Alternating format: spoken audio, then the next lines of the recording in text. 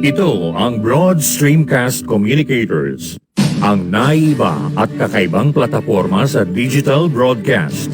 Mula Luzon, Visayas, Mindanao hanggang sa iba't ibang dako ng mundo.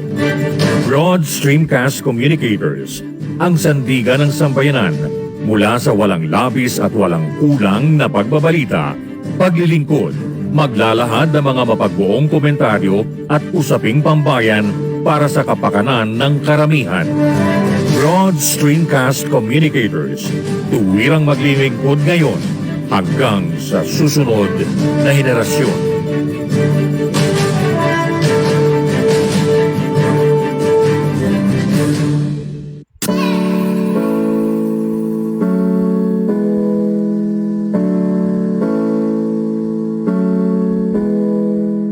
Buhay Online, Chikahan at kaalamang pangkabuhayan.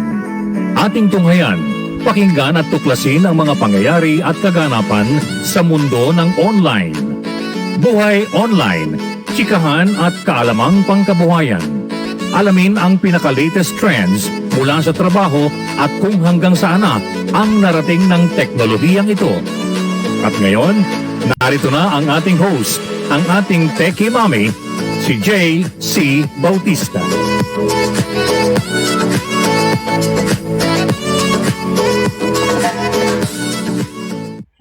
Hello. Happy Wednesday, everyone. Welcome to Buhay Online on a Wednesday, January 4, of the year of our Lord 2023. Okay, this Techiemommy has been having techie problems that I had to deal with, but I was so happy because I was able to fix the glitch in my system. At hopefully, mamatay today, but you know. Happy to be here with you guys on a Wednesday, and of course it's still the start of the year, and we were talking about New Year's resolutions that we can make or that we have made, and yesterday I started to talk about New Year's resolutions for traveling naman, no? Yung sa pagta-travel, but today we will tackle that, tsaka yung sa trabaho, different aspects of kung ano yung mga resolutions natin kung ginagawa, no, for ourselves this new year. Okay, but of course, first of all, no, let's talk about roundabout things. Okay, ano ba itong what happened? I'm just trying to hold on. I'm just gonna check if I'm online. Am I online? Well, let's see. Sensya na po. Lahat ng technical things ay try kong ayusin as far as my setup is concerned. Ganun. Naglalag kahit phone ko. Parang lahat sila hindi nag-cooperate sa akin. But, I guess I'm live. Yeah. There. Okay, very good. I think I am. It's just that nag-freeze dito sa aking laptop and on my phone. All right.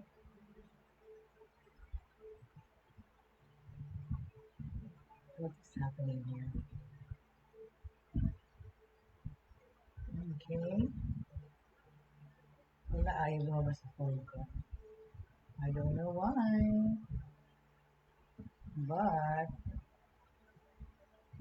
nope.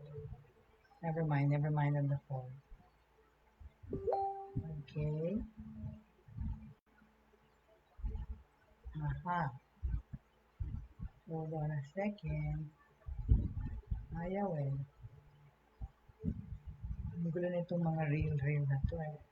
Hold on. Anyway, never mind. Forget that. Forget my cell phone. Anyway, so we were talking about best resolution ideas for the year. Pero roundabout, syempre ang issue dyan, yung air traffic, yung increasing outbreak sa China, and Some countries have put restrictions on China on their traveling, which is I mentioned kahapon yung mga ilang countries na yun na kailangan bago mga taga-China for them to travel. Sa Philippines, hindi pa nila yun ginawa requirement from ang daming Chinese pupunta dito na walang PCR. Pero sa ibang countries, nire-require na nila sa Europe, Spain, London, France, most of them require people coming from China to have a PCR test 48 hours or at least na negative yung result. And yung Morocco, yung country na Morocco, totally banned people from China to come. Okay? As in, nobody's coming from China, hindi po inaalaw. Okay? Hindi po inaalaw magpunta sa Morocco. Alright? So, andali, bakit ganun? Hold on, sorry. I'm just checking my phone. Yeah. Okay naman. Alright, so yeah. So ang Morocco po, not allowing people from China to come to their country at all. PCR test, nothing. As in, hindi po. Talagang hindi. Right? So, because nga, di ba, meron pa nga lumalabas na parang circular ngayon na dangerous daw yung virus na coming from China. So, and it's supposed to be some sort of COVID, pero it attacks the throat. Pero, I don't know kung fake news yun na sinabi nila, hydrate, keep your mouth, hydrated and moist. Kasi ina-attack yung virus dun sa dry na throat or whatever it is, okay? So,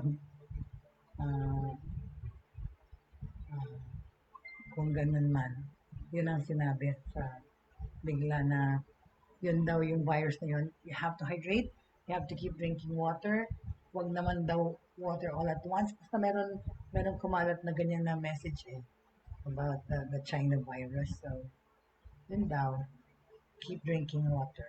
Okay? Yan ang sabi. Ayan, nakita ko yung sarili ko. Okay. So, yeah. So that's what's roundabout regarding the COVID, no? Yun nga, yung tungkol sa galing sa China. Anyway, so speaking of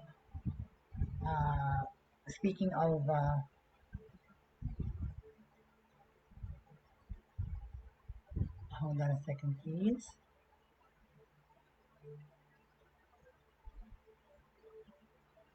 Excuse me lang, naghang na naman. Alright. Ayan, we talked about travel po, yung mga, what do you call this? Restrictions ng travel. But, good news naman dyan sa ibang country. Ang Canada po is actually really accepting a lot of foreigners to come to Canada. And in fact, Canada grants record permanent residency permits noong 2022. Canada set an immigration record last year by granting more than 437,000 foreigners permanent residency. The government said on Tuesday as it ramps up immigration to fight a tight labor market. The government had set a target to welcome 431,645 new permanent residents noong 2022 sa Canada. And the immigration ministry said Canada has reached that target to make it the largest annual intake of people in Canadian history. Totoo naman po for the past ilang years, si Canada po talaga welcoming immigrants to Canada. Kaya ang dami po nagsipuntahan. So as soon as the travel was unrestricted in many countries, sige nang nagpuntahan sa Canada. Right? Yung mga estudyante ko rin instead of going to America sa Canada, kasi mas mahigpit po puntang Amerika. The tally for last year is about 9% higher than 2021, when Canada surpassed the previous record set in 1913 and comes as Canada seeks to bring in 1.45 million new permanent residents by 2025. So, open pa rin po ang migration to Canada. Immigration is a key part of the solution as Canada focuses on addressing an acute labor market shortage. Kasi po, kakulangan po ng manpower. Okay? That means people with permanent residency permits can typically apply for citizenship after 5 years. Parang sa Amerika.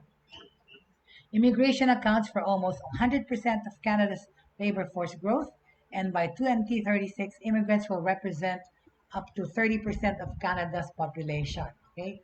Up from 20.7 in 2011. Prime Minister Justin Trudeau's government has relied on immigration to boost the Canadian economy and support an aging population since coming to power in 2015. Shortage of skilled workers in industries like healthcare, kaya po yung mga nurses, ang dami pong kinukuha sa Canada, is acute, and the most recent official data shows there were 871,300 job vacancies in October last year, down from a recent high of over a million open roles in Canada noong May. To tackle that, Ottawa is planning targeted draws for skilled immigrants for the first time in 2023. Yun nga po, yun nga pong mga cousins ko na who live in Canada, they sent us in the email, talagang they're hiring healthcare workers in Canada. Mga nurse, okay, nurse aides, lahat, medical, no? Hina-hire, okay? So talagang they're open hiring ngayon sa Canada for healthcare workers, okay? They are targeting to draw skilled immigrants for the first time in 2023, allowing the country to cherry pick applicants with the most in-demand skills for the regions of the country that most need workers. But many immigrants still struggle to find work in their chosen field, and some advocates say supports have not grown in pace with the number of new permanent residents. Canada has struggled to keep up with the surge in applications after COVID-19 pandemic-related restrictions eased, as the number of processed applications doubled to about 5.2 million in 2022. Okay? So sa Pilipinas po, meron diyang person group orientation regarding planning to move to Canada. Marami pong mga agency ganyang nagbibigay ng information for those who want to migrate. Tapos pa, ang Canada po is letting foreign students stay and work, you know, because kailangan nga nila ng manpower at labor, pati mga estudyante nag-aaral, pinapayagan nila magtrabaho. Right? Pretty good, right? Okay. That's not bad at all. That's good news, actually. Right? Okay. So, back to the drawing board. Sandali lang po. And on another note, okay, yun na, sinabi na natin po yung news tungkol sa China, tungkol sa kanyang mga, kung bakit, you know, concerned yung mga tao regarding the outbreak in China. Kasi nga, di ba, hindi enough information yung binibigay ng China regards to the virus that is attacking them right now. Okay?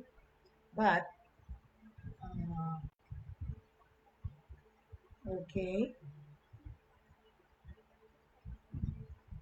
Ayun. See? So yung 'di ba yung kinakalat nilang information regarding China na nag-a-attack daw ng respiratory ng mga tao, okay? Today, okay, let's talk about that. Okay? The DOH disowns, okay, ayan the DOH disowns circulating reports on upper respiratory disease affecting China. Yung kakasabi ko lang po niyan. Nakuha ko yan sa Facebook, sa aking messenger, na sinabi na yung watch out for yung respiratory, nag-attack sa respiratory na virus galing sa China. Well, the DOH own circulating report on upper respiratory disease affecting China. Okay? So, ayan, dinidispel po ng DOH. The Department of Health is disowning a circulating message. Ayun po, I received such a message. Teka, tingnan ko nga kung mababasa ko. Ang sinabi po ng message kasi ay, ayan. Ayan, yung the upper respiratory, kasi, the message kasi seemingly came from DOH, okay? DOH Health Bulletin to the public. The upper respiratory infection affecting China at present is quite serious.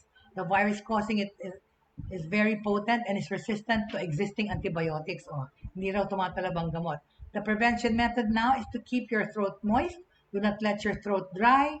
Thus, do not hold your thirst because once your membrane, the membrane in your throat is dried now. Sinabi na, the virus will invade into your body within 10 minutes.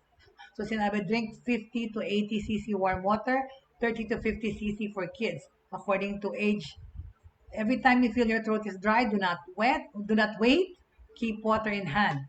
Tapos uminom daw ng plenty of water throughout the day. Yan po yung kumalat kahapon sa Messenger, sa Facebook, sa lahat.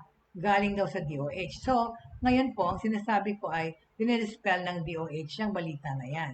The DOH warns the public against an alleged circulating, ito pala, eksakto, DOH bulletin message about an upper respiratory infection in China, which maliciously uses the agency's name. Ayun na nga po. Kasi yun parang ang pinanggalingan ng DOH daw yung ano na yun message na yun. The DOH said in a statement po kahapon, January 3. The DOH would like to clarify that the message did not come from any verified platforms of the department. So, hindi po galing sa DOH yun, fake news. It reminded the public to always get health information in the legitimate platform. Okay, kung mismo dun sa website ng DOH niya nakuha or yung sa, di ba, merong DOH message na nakalagay sa ating mga Viber and mga, diba, WhatsApp. So, kailangan galing sa website ng DOH and sa kanilang social media pages.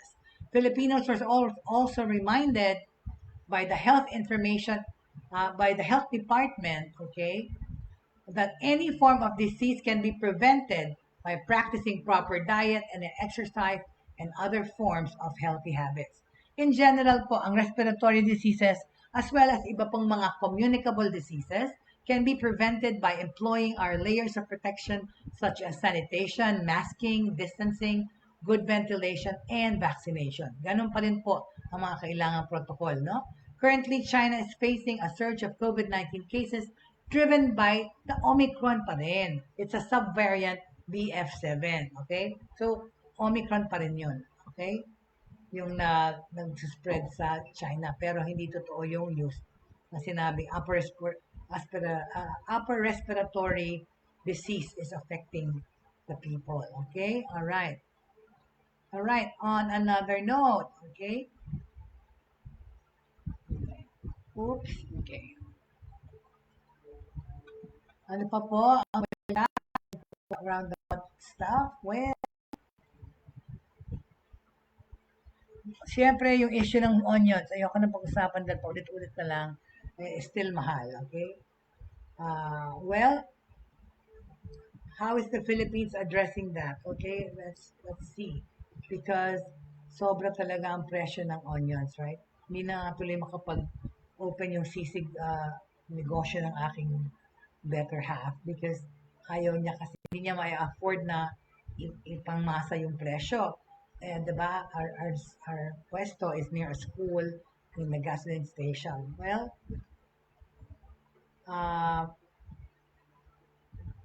the DTI or the Department of Trade and Industry is talking about addressing the high price of red onions. Okay, the Department of Trade and Industry is in talks with the Department of Agriculture on ways to address the high price of red onions. It's ridiculous in markets, including how to enforce the government's suggested retail price. Okay, we're still discussing with the DA how DTI can come in for augmentation. Ito pong sinabi ni Trade Undersecretary Ruth Castello, head of the TTI's Consumer Protection Group, told the Inquirer. Castello said that the TTI had been monitoring the price and supply of red onions in wet markets and supermarkets in Metro Manila since December 30. As of January 2, the agricultural commodity was selling at between 450 and 600 per kilo. Grabe, diba? Umabot ka ng 700 ng weekend. At Muntinlupa Public Market, Calentong Public Market in Mandaluyong, and Quinta and Central Markets in Manila. The next day, based on the DA's marketing monitor, ayan na nga, they were priced between 400 and 700 per kilo. Kalokohan, di ba? Grabe, mas mahal pa sa meat.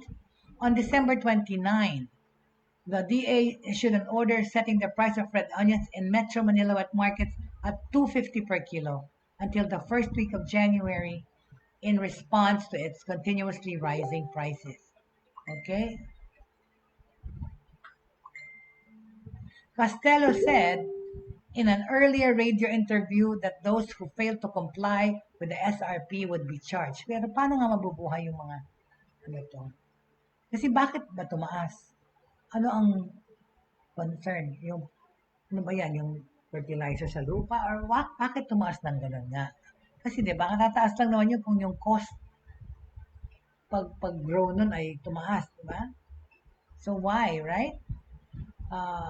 With onion prices remaining high, the Bureau of Customs has continued to deal with agricultural smuggling as it intercepted 17 million worth of yellow onions found in between sacks of ukay-ukay, mga used clothing, valued at 2 million during a spot check of 3 containers from China on December 23. Ayan, nag-smuggle na tuloy ng onions. Ano ba yan?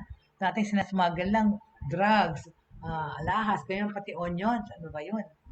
Customs Commissioner Yogi Filimon Ruiz, in a statement, said that aside from the shipments that were issued alert orders, 7 other containers consigned to SB Express Logistics and Business Solutions were put on hold. Grabe. Grabe naman yan, right? So hopefully, bumaba na po yung presyo, okay? President Marcos has considered releasing the smuggled onions into the country's markets to increase supply and hopefully bring prices down. Oo nga.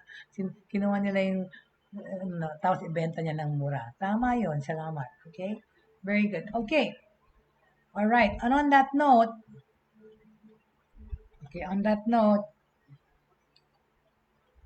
we move on to talk about, our resolutions, okay? Natapos na tayo sa travel resolutions, diba? Yesterday, we talked about travel resolutions.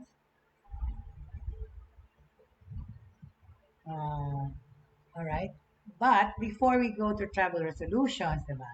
Punta muna tayo sa technology news. As in, upgrades and technology updates.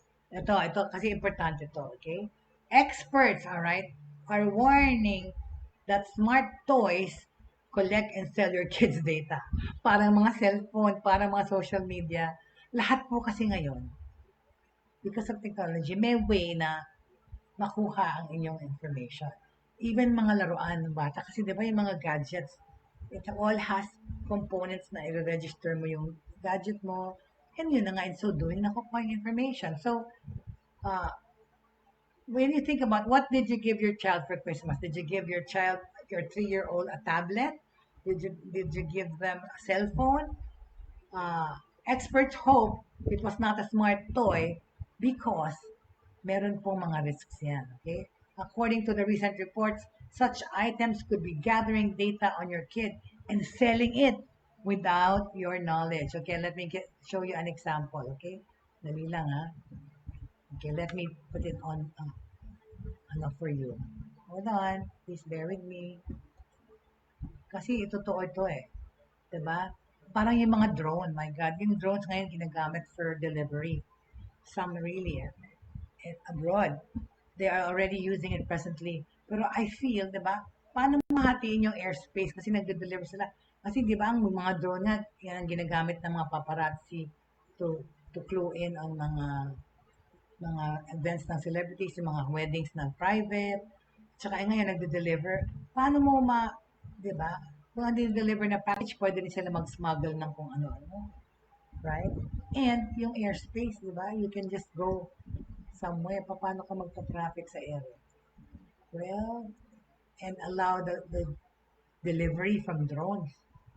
Grabe, di ba? Yan ang future. Okay, so, what else is this? What was I saying? Smart, what was I saying? Smart toys.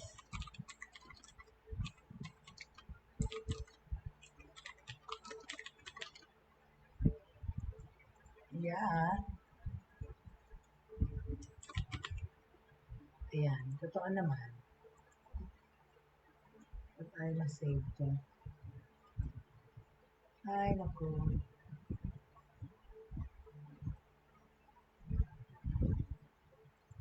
Wait nga. Okay.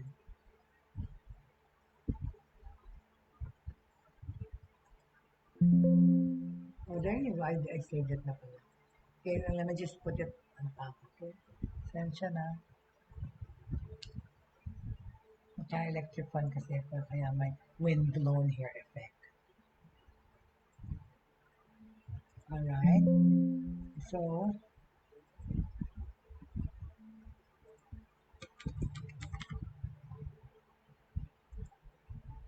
ayan. Let me show you. Ayan. Okay. Oops, not me. This one. Alright, there all. Okay, can you take a look?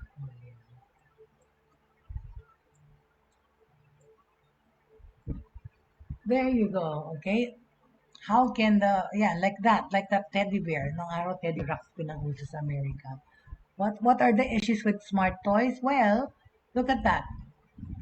Look at this example. Children can spend more time on the internet nowadays. So, toy companies must adapt, right? So, ginawa nila interactive ang mga laruan. Eventually, they release smart toys that have online features. For example, itong teddy bear. As a result, okay, according to the recent report, such items could be gathering data on your kid and selling it without your knowledge. As a result, various groups have been calling on government institutions to eliminate this type of surveillance of children. Kaya nga, di ba kasi naman, yung mga iba din, para sa babies, talaga yung mga teddy bear, stuffed toys may camera.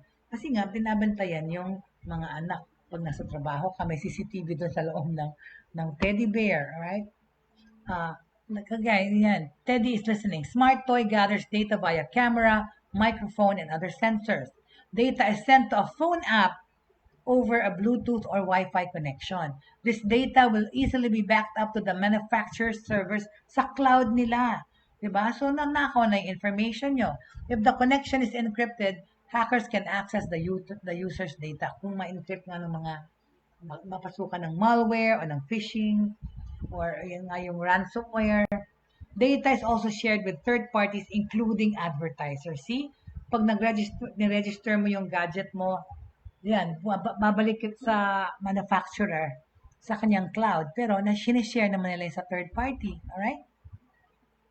So children spend more time on the internet nowadays, right?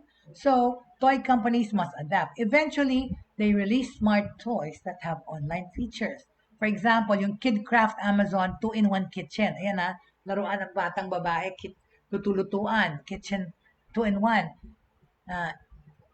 Yung kanyang Amazon 2-in-1 kitchen and market can link to an Alexa smart speaker. O, mo, nakalink yung kay Alexa smart speaker and has RFID sensors. Oh my gosh. However, complaints recently surfaced regarding the fuzzable friend doll.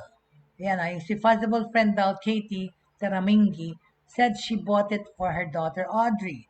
The child loved the doll. Ito po yung fuzzable friend doll, Katie Teramingi said. Sinabi niya na binili niya itong doll na itong fuzzable friend para sa anak niyang si Audrey. Si Katie pala yung pangalan ng nanay. Akala ko siya yung laruan. Fuzzable friend, okay? The child loved how the doll connected with Amazon's Alexa voice, nauutusan ng doll si Alexa voice assistant to communicate with her. Teramigi explained the fuzzable speaks in a unique language at the push of a button. Then her kid could ask Alexa to translate what the toy just said.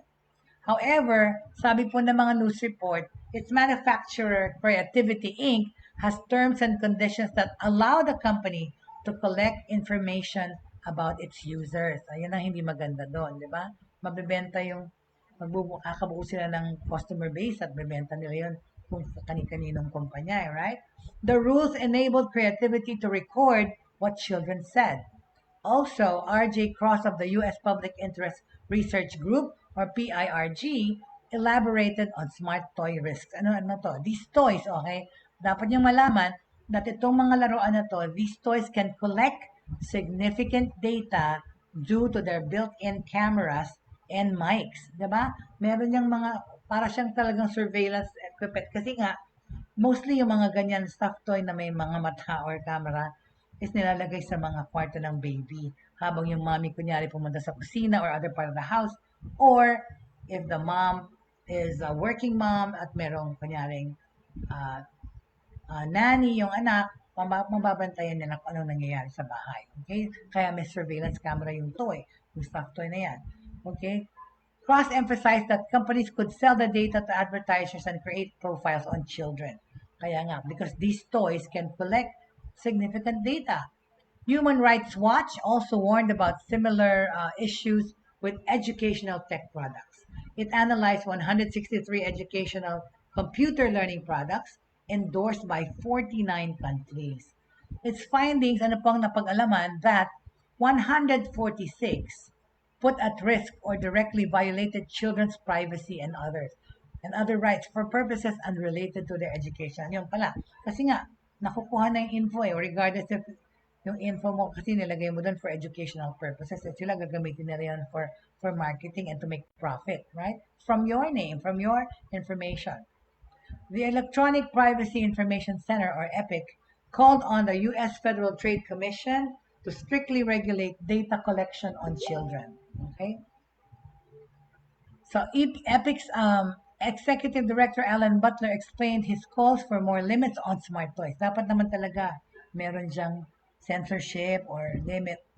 It's just not really realistic for a parent, kunyari, to be able to parse these legal documents kasi talaga naman sobrang pressure na rin sa parents, right? Kasi hindi mo naman talaga mababantayan 24/7 yung anak mo kung anong ginagawa sa computer o kung anong nakikita. Pero yung mas maliliit na bata, nasa sa inyo yung magbulang kung anong gusto nilang magkita at how nila gustong gamitin yung gadgets. But you just have to be aware of the risks, okay, of being online, especially your young children. They can just click away at anything, di ba? Hindi mo pa malagyan ng lock yan. Okay, so meanwhile, Teramigi said, I should be able to trust the toy makers that are putting the toys on the market. You assume they're looking out for your child's best needs. True, because dumadaan yan sa masusing pagsusuri, or before they pass on a toy, they have to make sure of its safety to the children, right? Manufacturers, right? Okay, so yun po ang balita tungkol dyan sa mga smart toys that we are being warned, okay? Excuse me. Alright. Tapos diba po, magandang balita yan, most of the hospitals have normal patients na not necessarily COVID. Nag-drop na po ng malaking-malaki yung infections rate ng COVID na kailangan i-hospitalize. Because if ever people get COVID nowadays, if it's the Omicron, they just stay home and quarantine at home, isolate yourself from the rest of your family members, siguro at the most a week, like 7 days. But the Omicron has known to be to heal from faster. Okay. Mm-hmm. All right. So yeah, so there are fewer COVID patients in the hospitals, and that is a fact. Okay. So now we go back to resolutions. All right. We talked about. Let me just move this from my face. Thank you.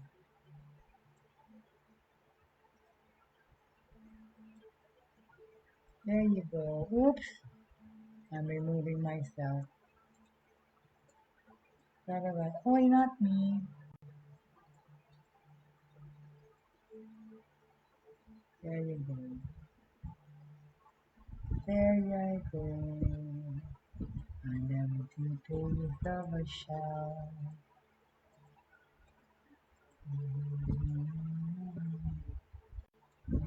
My world. Yan. You gave me a reason for my being, and I love What I'm feeling. Aba, nakalimutan ko na ng kasi inaayos ko kasing desktop. Okay. So, going back now to our New Year's resolutions. Alright, sa mga tumawag at nagtatanong. Okay. So, we talked about the travel resolutions yesterday, di ba? Para ripasok ko lang yung pinag-usapan kahapon. New Year from, di ba? We talked about yun, travel resolutions. Okay? Allah.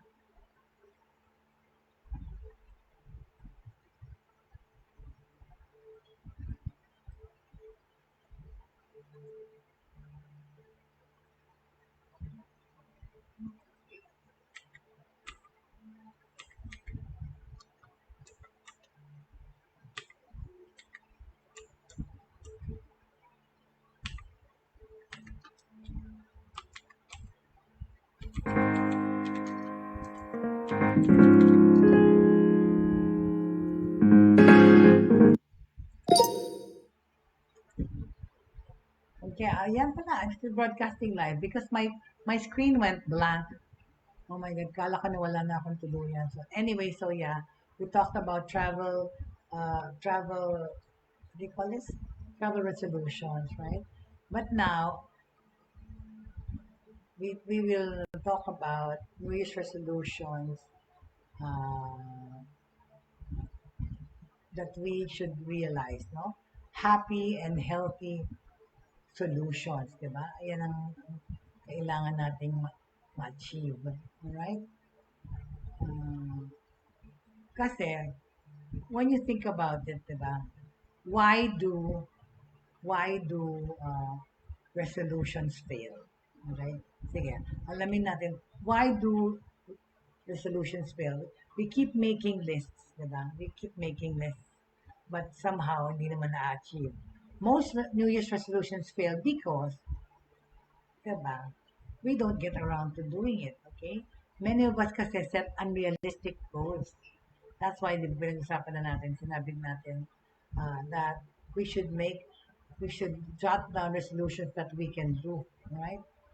Not things that we just hope to have to do, right? Okay. So, yun nga, sinabi ko, write your resolutions down, set a 30-day challenge, not a 365 goal, take 2 minutes a day to be thankful, yan po yung sinabi natin Monday. Reach out to a friend every day, set realistic timelines, ayan po, importante doon, okay, is to set realistic timelines, di ba? Ayan po ang pinaka-importante, that we set realistic timelines. Okay. Uh-huh. So, ano nangyari dito? Ayan. Uh, we talked about the travel resolutions. And repasa ko ulit. Anong sinabi natin? How to do that? Okay. Plan an impromptu trip. Yung ura-uradang trip, yan ang natutuloy. Di ba? Next, learn about new culture. Live in a tourist or a boutique hotel para less cost. No? Become a tourist in your own hometown. If you've never even traveled to even 10 of the provinces in the Philippines, the 7,107 islands, the time to do it is now. I'm guilty of that even in America. When I was living in America for 14 years, I have traveled to more countries than I've traveled the states of America or provinces in the Philippines. Because I've traveled to more than 24 countries. And that's really a lot more than the provinces that I've seen in the Philippines. Okay? So become a tourist in your own hometown. Every city has at least one museum or a famous spot that they can be proud of or delicacies to try. So, huwag matakot mag-venture sa sarili nyo town. Okay? Go on at least one hike in your life. Okay? Because there's a number of places that you could go hiking. Okay, you do not necessarily have to go to a national park, but try to do some walking, hiking, exercising. All right. So yun po yung travel plans. Okay. Uh, But we have, ang dapat nating isipin that dapat yung ating mga New Year's plans are the healthy ones. Because that is one thing that I will keep saying as a New Year's resolution is to be healthier in this coming year, right? To be healthier. Yan, tinan mo. I was losing weight na 2 weeks ago. Then bitong before Christmas, I lost weight. In fact, the Christmas Eve dinner, they all said I lost weight. But then this week of the New Year's, I gained it back. Yan, siopaw na naman yung face ko. Well, I'm down to, I've had it down pat. I'm resuming my intermittent fasting, my IF diet, and I exercising because of my leg. And because like I said, I'm going to lose weight to be healthy, not because I want to look good lang. New Year resolutions kasi, diba? We already said that uh, how to have healthy health resolutions. We will talk about that too. Okay, but can I want to talk about something regarding as opposed to yung New Year's resolutions. Okay, I read somewhere and somebody also, my friend told me that we should focus now on habits instead of resolutions this year. Okay, bakit, di ba? Kailangan daw yung habits that are hard to break. Well, why should we focus on habits instead of resolutions? Okay. Kasi if you've considered making New Year's resolutions, no, you should know that your brain is working against you. Bakit? That's because we have mga reptilian brains that want to protect us, which includes a fight or flight, reaction to changes, di ba? Yung brain natin ang nagkumokontra dyan eh, right? We are still very prehistoric in terms of how we are wired, okay? We're programmed to be more negative and to find reasons not to do things. Totoo eh, di ba? Kaya, uh, resolution ko, mag-gym na ako araw-araw, pero my God, every day, when you wake up, at yun ako rin, paglakad pa exercise, gagawin ko ba o hindi? Urong sulong, no? We are programmed to be more negative and to find reasons not to do things. Diba? Nagdarason, ay, bukas na lang kasi ganito. Ay, mamaya na lang kasi ganito. Yung manyana habit, nagpe-prevail, right? We often rely upon motivation. And motivation can run out usually after 2 or 3 weeks. Sa umpisa lang, sumali ka ng gym, yung first week, sige, sige, sige. Pero after 2, 3 weeks, nag-fade yung interest. That's why New Year's resolutions often don't work. Kasi pag mag-New Year pa lang, masigasig kang gumawa ng New Year's resolution, ha? Excited ka. Pero paglampas ng mga araw, nawawala na yung interest na yun. Totoo, tama? Right? So another reason resolutions are challenging is because we tend to think on the 1st of January, something will magically change, right? Oh, New Year ngayon. Iba na yung bigla yung demeanor ko. Hindi na kami mag-aaway. Uy, parang mabait yata sa akin si neighbor or stuff like that, right? Uh, we tend to think that on the 1st of January, but psychologically, parang nagbago na ang lahat or magbabago, right? What most people want is the outcome, but they don't want to do the work. Ito pong sinabi ni Campbell, okay? Because we tend to think on the 1st of January that something will drastically happen in our lives. Pag-apak mo ng bagong taon, ng January 1 ng whatever year, right? If you do not want to make some changes, then there are better ways to go about it, okay? At least may ganong option, di ba? Campbell says habits are more powerful than resolutions. He shares these 6 principles that help you adopt habits, okay? So yan daw. More than your resolutions are the habits that you make and follow to do. Doon nyo i-incorporate yung resolution nyo.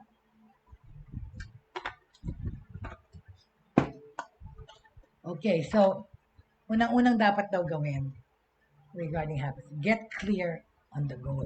Tama. Klaruhin nyo kung anong goal nyo, ang ultimate goal nyo.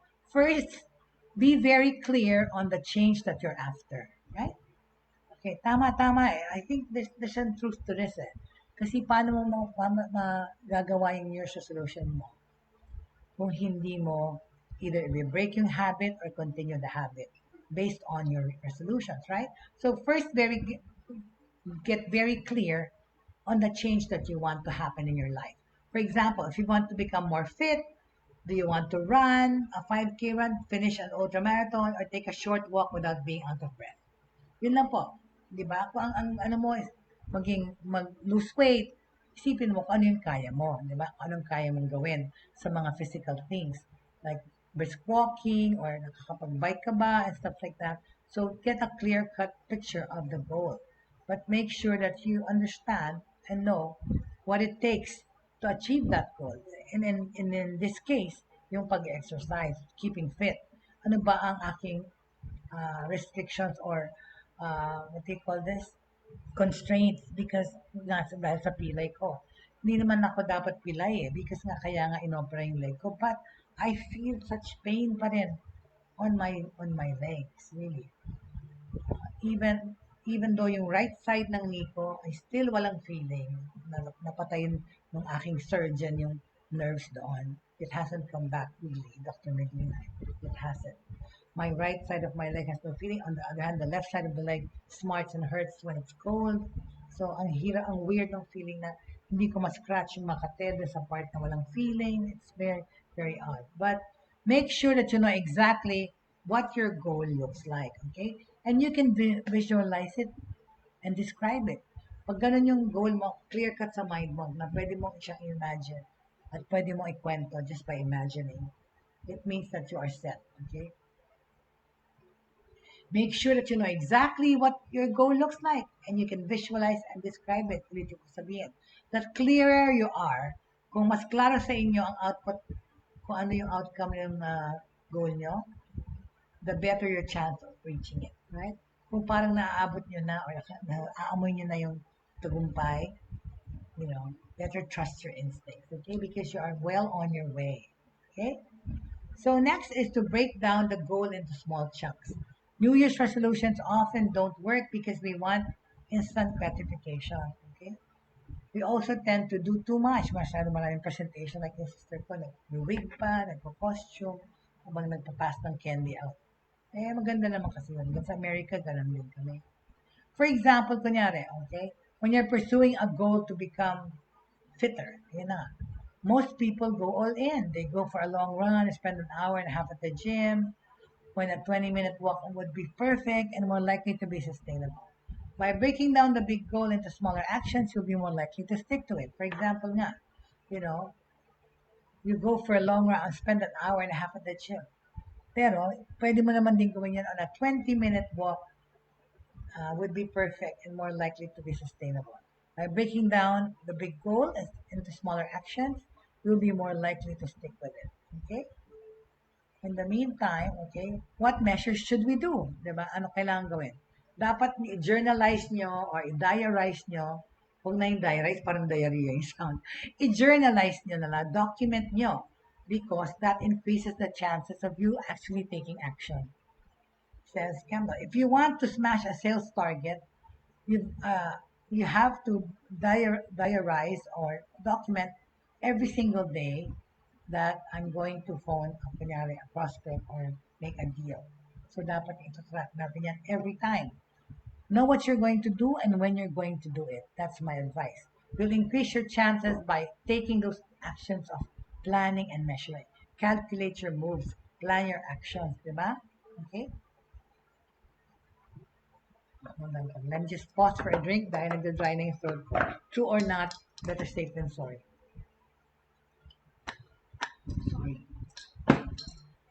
So know what you're going to do and when you're going to do it. You'll increase your chances by taking those actions by planning and measuring. Okay? Be consistent. Consistency is what gets results. Okay, tandaan yan. Consistency is what gets results. Campbell likens it to a self-esteem bank account. Well, pati yung mga salesperson ganyan. Pagka consistent sila at the same time persistent, doon sila nagwawagi. Diba? The more consistent you are with actions, the more you start trusting yourself. This is where the habit starts to form because it becomes part of who you are and what you do. Okay? Consistency is also the hardest of the 6 steps that I'm mentioning. because it suggests gamifying the process. If you make it fun, you're more likely to do it. Diba? So, for example, form a streak, which is like a psychological contract with yourself. Okay, make a contract with yourself. Tell yourself organizations like Peloton are brilliant at this, sending you notifications that say, don't forget to get on your bike tomorrow and don't lose your streak. The type of gamification is proven to work. Okay? Maging interactive na rin yung pag-message sa mga nanay. Next, get a cheerleader. What? Whether it's hiring a coach, finding accountability buddy, or joining a Facebook group, it's important to have someone cheering you on, right? Do something that puts you outside of your comfort zone by telling people what you're going to do. Being held accountable helps you stick to the plan, okay? So, we're almost done, okay? At the end of the day, celebrate your win, di ba? Take time to acknowledge your wins, di ba? Isipin niyo yung mga win-win yung situations the past year. So acknowledge your wins by looking back each week and reflecting on what's gone well, okay? Human beings often focus on the things that haven't gone well. Totoo. Sa dami-dami kunyari ng nagawa mong mabuti, natatandaan nila yung nagawa mong masama. Like that. So, human beings often focus on the things that haven't gone well. So by celebrating your victories, you'll find motivation to keep going. Habits take a while to form, okay? Due to our reptilian brain. It goes back to the fight. So we should be cautious about things before we're protecting ourselves, and we protect ourselves from change, okay? So totoo lang, di ba? The new year brings a societal push towards doing something different, towards making a change in your life, whether it's drastic or a slow-paced change. Some people change their hair style. Some people change their appearance by losing weight. Some people transform into a different gender, and that happens pag yan ang parte ng solution ng tao. Okay? If you do not want to make some changes, okay, forming habits with these principles can get more results than changing your habits. If you don't want to change bad enough, don't do it. You'll save yourself a lot of heartache. Okay? So, tsaka yan, make realistic resolutions, please. Okay?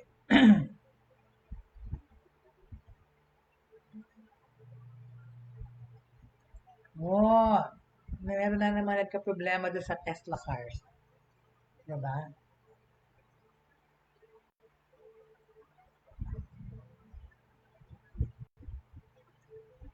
Why?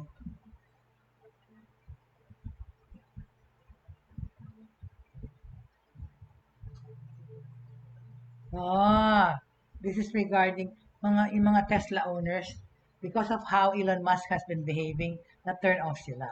Tesla owners didn't buy a car, we bought a set of beliefs Elon is trashing. Okay?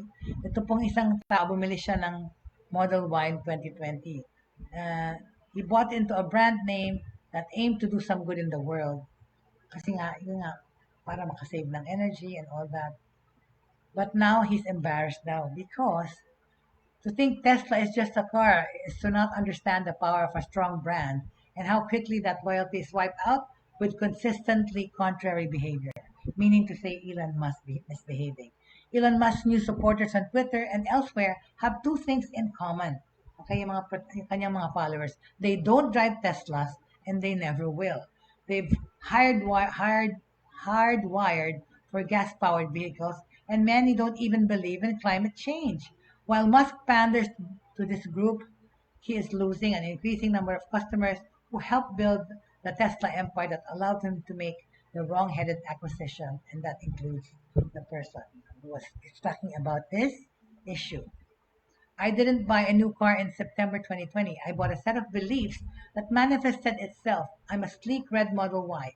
Picking it after the big first surge of COVID-19 gave me an exciting reason to leave the house, even if just to drive this fast curb-hugging machine with an amazing sound. Now the car sadly has become a physical manifestation of my disgust and he is now embarrassed because of Elon Musk. Anyway, pag-usapan natin pa yan, tutuloy natin bukas po kung bakit nagagalit itong bumili ng Tesla kay Elon Musk at nahahihiya na raw siyang imaneho yung kanyang Tesla car. Oh well, makikita ka naman yung broadcast ko. So anyway, thank you so much for joining me today on Buhay Online on a Wednesday. Patuloy po tayo pag-usapan. Tutuloy ko po yung news ko tungkol sa Tesla car at yung dismayadong bumili nun dahil kay Elon Musk bukas. At the end of the day, 3 things should remain in our lives, and that is faith, pananampalataya, hope, and love. Maraming salamat po, and see you again tomorrow!